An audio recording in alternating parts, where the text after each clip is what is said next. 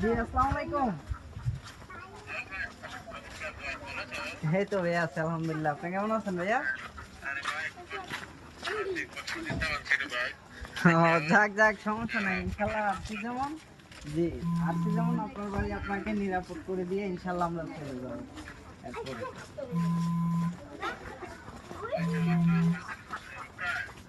জি জি জি জি।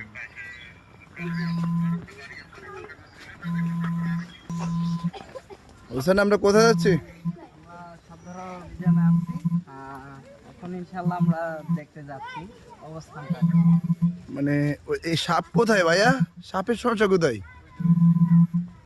এটা কি লেবু বাগান নাকি? কাজ করি, কাজের পরে কথা বলবো, হ্যাঁ ভাইয়া? লেবু বাগান। আচ্ছা।